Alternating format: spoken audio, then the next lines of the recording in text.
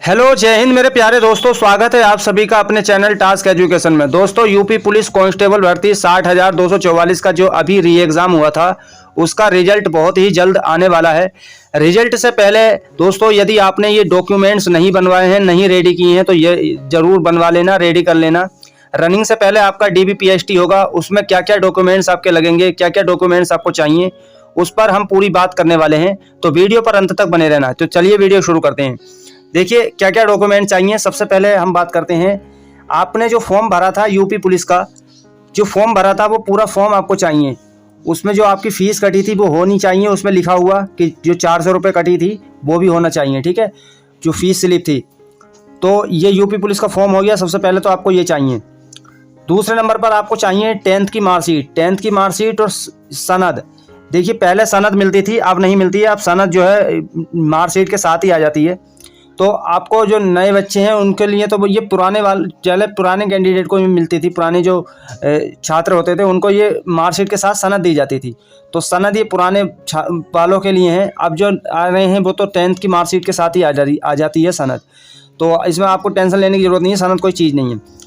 दूसरी बात है 12th की मार्कशीट, उसके साथ पासिंग सर्टिफिकेट, ठीक है। तो ये 12th की मार्कशीट और 10th की मार्कशीट, ये दो चीज़ें हो गई, और ये यूपी पुलिस का फॉर्म, 3 चीज़ें हो गई। फिर है आपको चाहिए ID प्रूफ। ID प्रूफ में जैसे आपका आधार कार्ड हो गया, या वोटर ID कार्ड है, या फिर पैन कार्ड है, या ड्राइविंग लाइसेंस है। तो इनमें से अगर आपका है तो ये ID प्रूफ चाहिए। और हाँ दोस्तों, जो आपकी जो 10th की मार्कशीट है उसी के हिसाब से आपका नाम ID प्रूफ में होना चाहिए। मान लीजिए आपकी हाई स्कूल की मार्कशीट में जो भी नाम है वो वही नाम आपका ID प्रूफ में होना चाहिए। यदि आपका नहीं है तो आप आधार कार्ड में जो चेंजिंग करा लेना। जो आधार कार्ड में चेंजिंग होगी वो 10th की मार्कशीट के हिसाब से होगी। तो जो 10th की मार्कशीट में नाम और पिता का नाम है वही आपकी जो आधार कार्ड है उसमें नाम आपके पिता का नाम होना चाहिए। तो इस चीज़ का ध्यान रखें। तो अपनी 10th की मार्कशीट के हिसाब से यदि आपका जो नाम है अलग है ID प्रूफ में, तो वो चेंज करा लेना, अभी समय है, जल्दी से चेंज करा लेना। उसके बाद अगर आप यूपी के निवासी हैं, यूपी वाले हैं, तो आपको डोमिसाइल सर्टिफिकेट बनवाना होगा। ये डोमिसाइल सर्टिफिकेट आपका बना हुआ होना चाहिए, जो निवास प्रमाण पत्र होता है, ठीक है। उसके बाद आपका चाहिए कास्ट सर्टिफिकेट। यदि आप SC ST से हैं, OBC से हैं, EWS हैं, तो आपने जो बनवाया था ये कास्ट सर्टिफिकेट बना होना चाहिए। EWS आपका प्रमाण पत्र बना होना चाहिए। यदि आपने EWS प्रमाण पत्र भरा था, उसमें फॉर्म भरते के टाइम आपने यस किया था, तो आपको जो है EWS सर्टिफिकेट होना चाहिए आपके पास।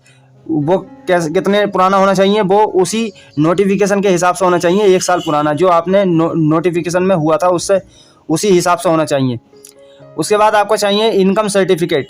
इनकम सर्टिफिकेट यानी आय प्रमाण पत्र। इसमें आपका आय प्रमाण पत्र होना चाहिए यदि आपने इसका जो है कास्ट सर्टिफिकेट का फ़ायदा उठाया है तो, ठीक है।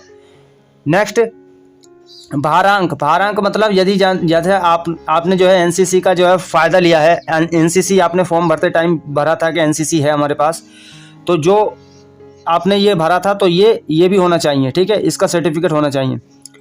अगली बात करते हैं 12 से 15 न्यू फ़ोटो मतलब नवीनतम फ़ोटो होने चाहिए।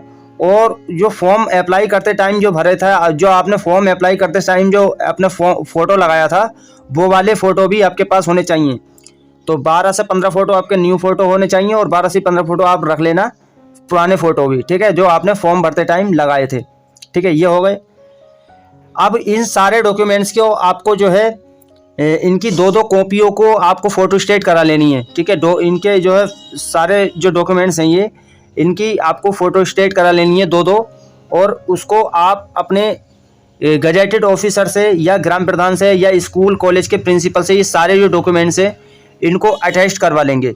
वो अपने साइन कर देंगे और अपने जो संस्था की वो मोहर लगा देंगे, जिससे कि आपका ये प्रमाणित हो जाएगा कि आपके ये डॉक्यूमेंट सही हैं। तो ये सारे डॉक्यूमेंट्स आपके हो जाने चाहिए। इसके साथ साथ आपने जहाँ से भी आपने जो है 12th वगैरह की हो, तो वहाँ से आपका चरित्र प्रमाण पत्र होना चाहिए, जो TC के साथ मिलता है, और वहीं से आपका जो है ग्राम प्रधान से भी बन जाता है, तो आपका जो चरित्र प्रमाण पत्र भी होना चाहिए। तो ये सारे जो डॉक्यूमेंट्स है इनको आपको अटेस्ट करवा लेना है गजेटेड ऑफिसर से या ग्राम प्रधान से या स्कूल कॉलेज के प्रिंसिपल से। ये सारे जो डॉक्यूमेंट्स हैं इनको अटेस्ट करवा के उन पर मुहर लगवा लेंगे। और इन सभी डॉक्यूमेंट्स की क्या करेंगे, 2-2 कॉपीराइट लिखा है, इसको क्या करें, दो कॉपी कर लेंगे, ठीक है। दो कॉपी फोटो स्टेट भी लेकर जानी है। इन सभी डॉक्यूमेंट्स को आपको दो फोटो कॉपी करवा लेना और उसको लेकर जाना है। तो ये सारे डॉक्यूमेंट्स हो गए, एक बार और आप देख लीजिए। तो ये सारे डॉक्यूमेंट्स आपको तैयार कर लेने हैं। और ध्यान रहे, आपका जो नाम है वो आपकी 10th की मार्कशीट के हिसाब से होना चाहिए। यदि आपका गलत है तो आपका जो 10th की मार्कशीट है उसके हिसाब से आप अपना आधार कार्ड में नाम संशोधन करा लेना, अभी टाइम है। तो ये सब चीज़ तैयार कर लें। तो कैसी लगी वीडियो कमेंट करके ज़रूर बताएं। फिर मिलेंगे ऐसी ही नेक्स्ट वीडियो में। तब तक के लिए जय Hind. Thank you so much.